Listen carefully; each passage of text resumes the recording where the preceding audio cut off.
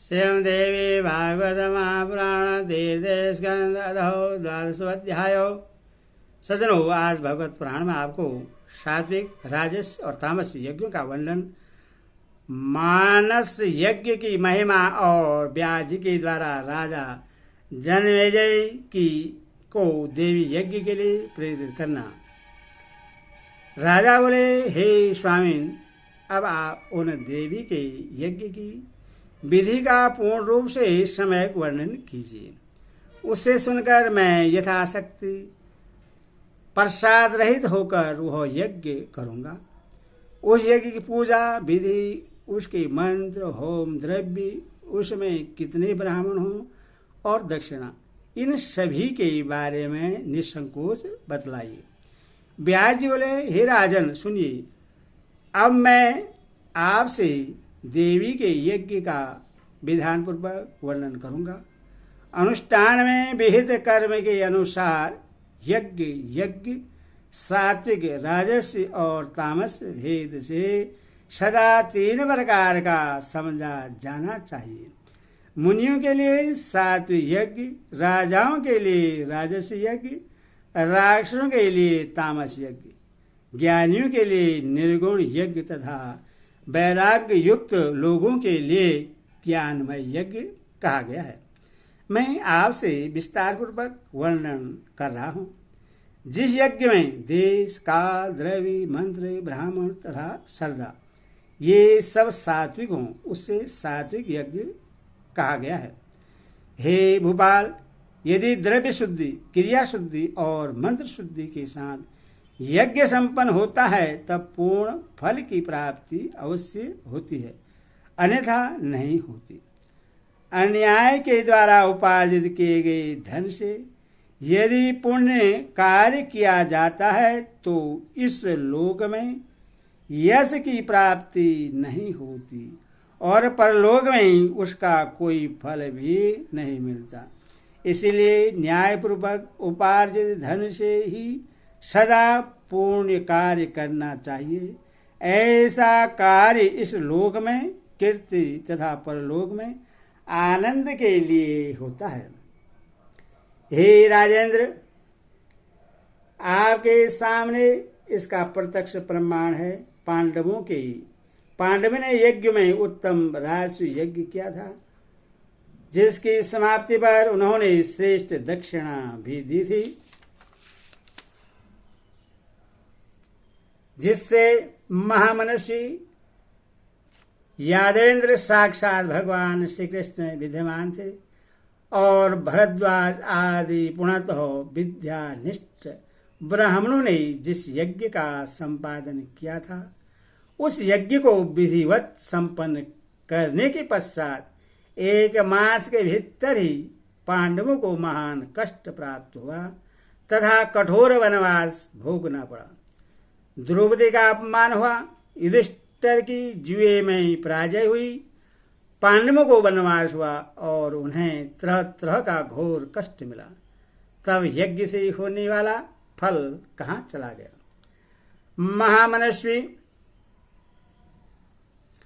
महामनुष्य पांडवों को राजा विराट की दास्ता करनी पड़ी और नारी में श्रेष्ठ द्रौपदी को कीचक ने प्रताड़ित किया।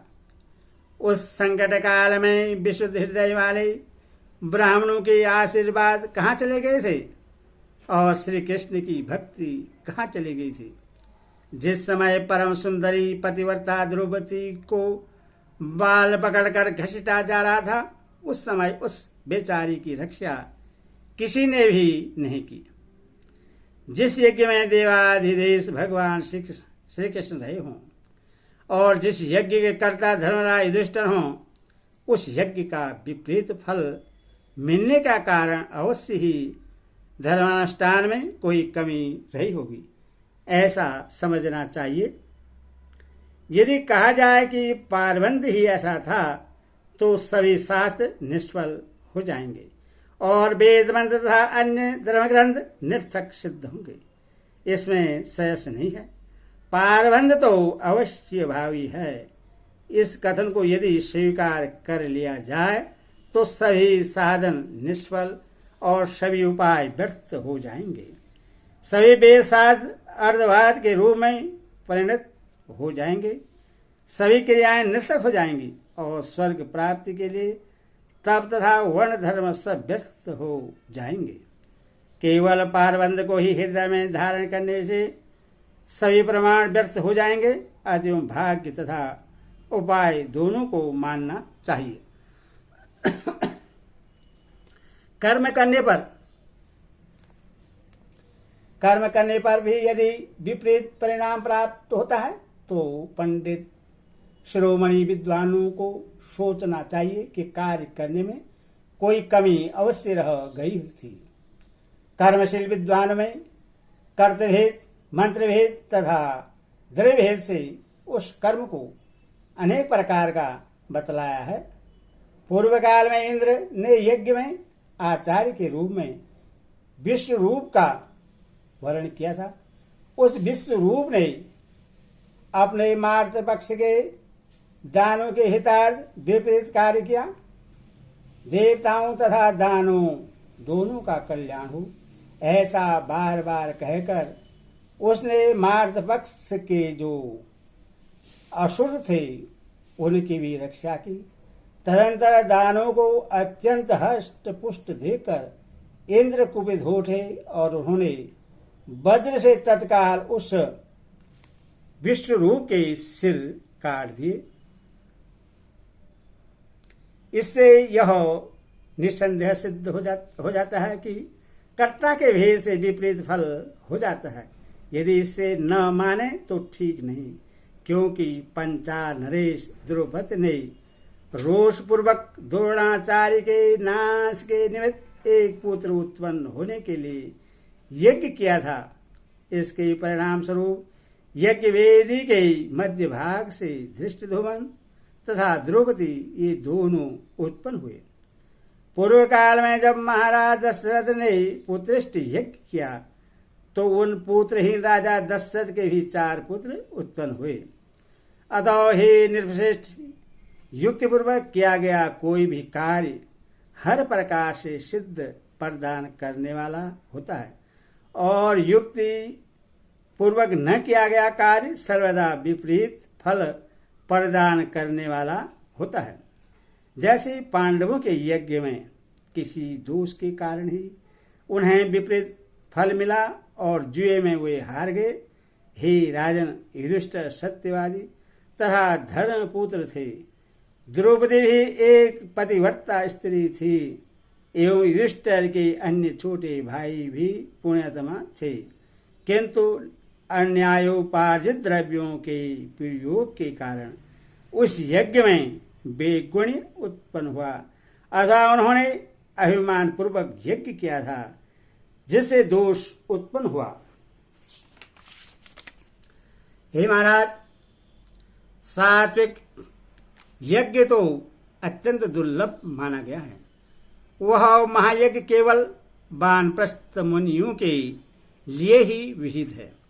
हे राजन, तब मैं तत्पर जो लोग नित्य न्यायपूर्वक अर्जित किए गए द्रव्य पदार्थ, वन्य फलामूल तथा ऋषियों का सुसंस्कृत सात्विक आहार ग्रहण करते हैं, ऐसे तपस्वियों द्वारा नित्य अति श्रद्धा के साथ पुनराक्ष से संपादित किए जाने वाले समंत्रक तथा युगविहीन यज्ञ परम सात्विक यज्ञ कहे गए हैं। जिस यज्ञ में अधिक धन व्यय किया जाता है, जिसमें पशु बलि के लिए सुंदर यूप गाड़े जाते हैं तथा जो अभिमान के साथ किए जाते हैं, क्षेत्रियों तथा वैश्यों द्वारा संपादित किए जाने वाले वे यज्ञ राजस यज्ञ कहे गए हैं। महात्माओं ने दानों द्वारा किए जाने वाले यज्ञों को तामस यज्ञ कहा है। ऐसे यज्ञ क्रोध भावना के साथ किए जाते हैं, अहंकार को बढ़ाने वाले होते हैं, इच्छापूर्वक किए गए हैं और बड़ी साज सज्जा तथा क्रूरता के साथ संपन्न किए जाते हैं। मोक्ष की कामना करने वाले विरक्त मुनि महात्माओं के लिए सर्व साधन संपन्न मानस यज्ञ बतलाया गया है। अन्य सभी यज्ञों में कुछ कमी हो भी सकती है, क्योंकि वे द्रव्य, श्रद्धा, कर्म, ब्राह्मण, देश, काल तथा अन्य द्रव्य साधनों से संपन्न किए जाते हैं। अतः अन्य यज्ञ वैसा पूर्ण नहीं होता जैसा मानस यज्ञ सदैव पूर्ण हो जाता है। इस यज्ञ के लिए सर्वप्रथम मन को परिशुद्ध तथा गुण से रहित बनाना चाहिए।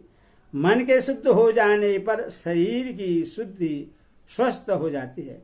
इसमें शेष नहीं है।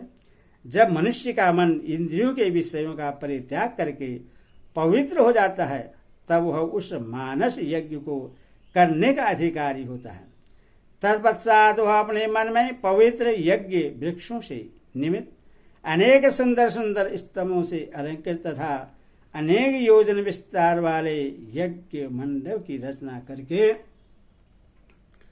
उसमें मन ही मन एक विशाल यज्ञ वेदी की कल्पना करे और उस पर मानसिक अग्नि की विधि पूर्वक स्थापना करे। उसी प्रकार मन में ब्राह्मणों का वर्णन करके ब्रह्मा, अड़वहु, होता, परतोता, उद्गाता, प्रत्यहर्ता तथा अन्य सभासदों को नियुक्त करके यथोचित रूप से प्रयत्न पूर्वक मन से उनकी पूजा करनी चाहिए। प्राण, अपान, व्यान, समान तथा उदान, इन पांचों अग्नियों को यज्ञ वेदी पर विधान पूर्वक स्थापित करना चाहिए। उनमें प्राण को ग्रहापत्य अग्नि, अपान को आह्वान्य अग्नि, व्यान को दक्षिणाग्नि, समान को अवस्थ्य अग्नि और उदान को सभ्य अग्नि कहा गया है। ये पांचों परम तेजस्वी हैं। इस यज्ञ में मानसिक रूप से ही दोष रहित तथा परम पवित्र सामग्रियों की भी कल्पना करनी चाहिए। इस यज्ञ में होता तथा यजमान दोनों के रूप में मन ही होता है। निर्गुण तथा अविनाशी ब्रह्मा इस यज्ञ में अधिदेवता होते हैं। निर्गुण पराशक्ति सभी फलों को प्रदान करने वाली है। उन वैराग्यदायिनी, कल्याणकारिणी ब्रह्म विद्या समस्त जगत की आधार स्वरूपा तथा जगत को व्याप्त करके सर्वत्र विराजमान रहने वाली आदिशक्ति स्वरूपा भगवती को प्रश्न करने के उद्देश्य से देश को मन कल्पित हवन सामग्रियों की आहुति अपने प्राण रूपी अग्नि में देनी चाहिए। हे प्रभु, मानस हवन के पश्चात अपने मन को आलंबन रहित करके कुंडली के मुखमार्ग से अर्थात सुषमना रंध्र द्वारा शाश्वत ब्रह्मा में अपने प्राणों की भी आहुति दे देनी चाहिए। अपनी अनुभूति से स्वयं का साक्षात्कार करके तथा महेश्वरी को अपनी आत्म स्वरूप जानकर समाधि योग से शांत चित्त होकर ध्यान करना चाहिए।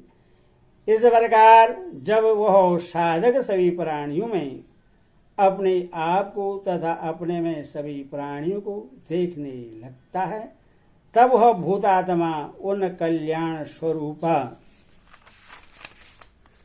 भगवती का दर्शन प्राप्त कर लेता है और उन सच्चिदानंद स्वरूपिणी का दर्शन करके ब्रह्मज्ञानी हो जाता है। हे भोपाल, तब उसका सब माया जनित परपंच जलकर भस्म हो जाता है और केवल पारबंध कर्म का भोग करने के लिए ही शरीर रहता है।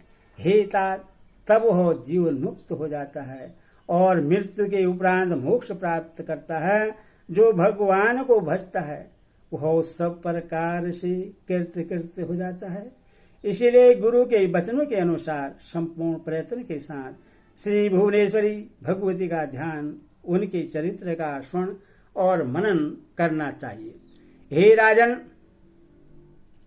इस प्रकार किया हुआ यज्ञ मोक्ष प्रद होता है, इसमें संदेह नहीं है। इसके अतिरिक्त अन्य सकाम यज्ञ विनाशोमुख होते हैं। मनुष्य विद्वान तथा वेदानुशासन बताते हैं कि स्वर्ग की इच्छा वाले को विधिपूर्वक अग्निष्टोम यज्ञ करना चाहिए।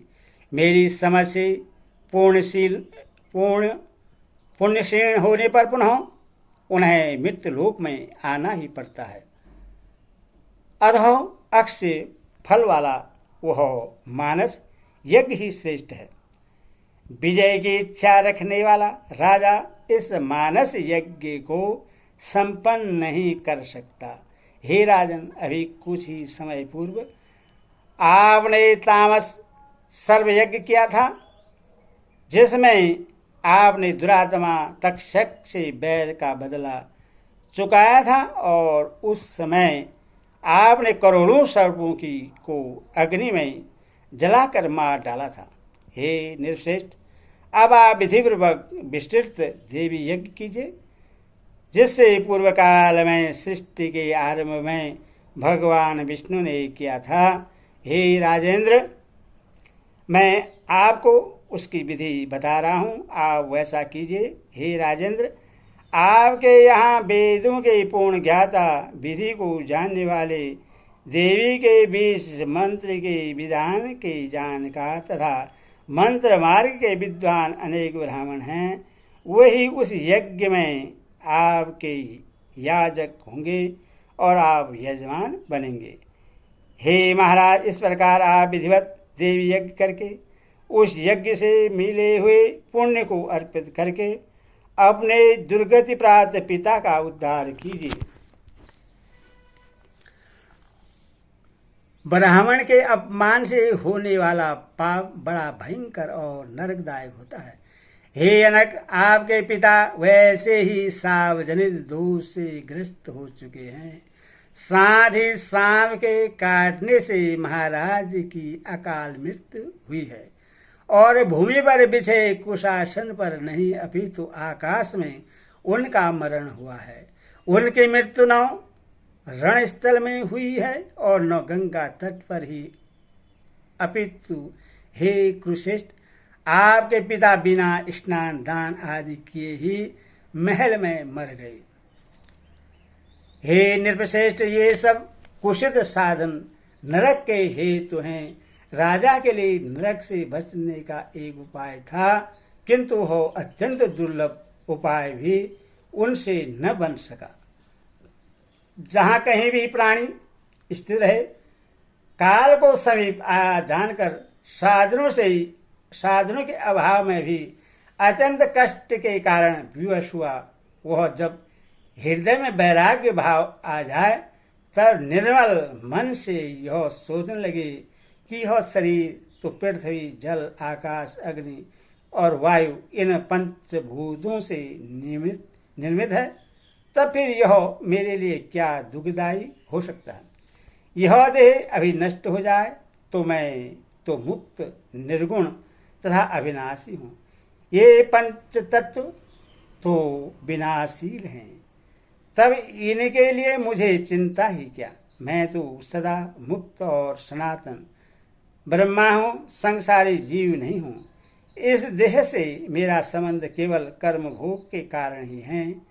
शरीर द्वारा किए गए उन सभी शुभाशुभ कर्मों का मेरे बंधन तो छूट चुका है, क्योंकि मनुष्य शरीर से मैंने दुख और सुख भोग लिया है, और इस अत्यंत भयानक, घोर तथा भीषण सांसारिक कष्ट से मैं सर्वदा विमुक्त हूँ। इस प्रकार का चिंतन करता हुआ पुरुष यदि स्नान दान रहित और मृत्यु प्राप्त करता है, तो भी वह पुनः जन्म लेने के दुख से छूट जाता है। यह सर्वोत्कृष्ट साधन कहा गया है, जो योगियों के लिए भी दुर्लभ है। हे निर्भय संतप, आपके पिता ने ब्राह्मण के द्वारा दिए गए उस श्राप को सुनकर भी अपने शरीर के प्रति मोह रखा और वैराग्य आश्रय नहीं लिया।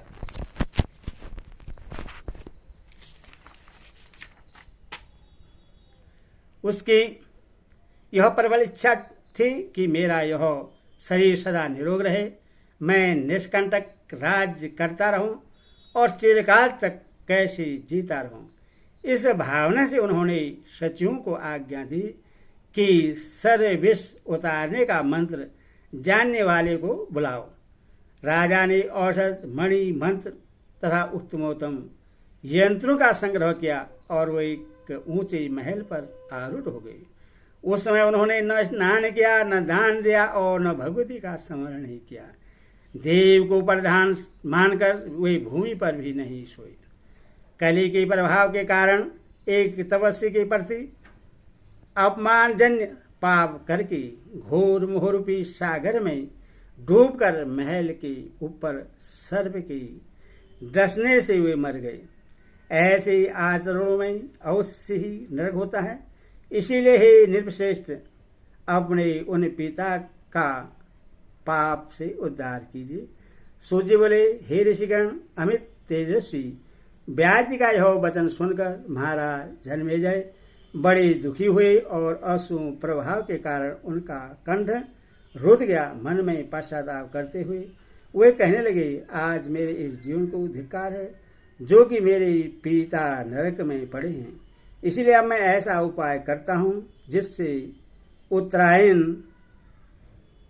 उत्तरातन्य राजा परिषद स्वर्ग चले जाएंगे। हरिओम। हरिओम। भक्ति माता की जय।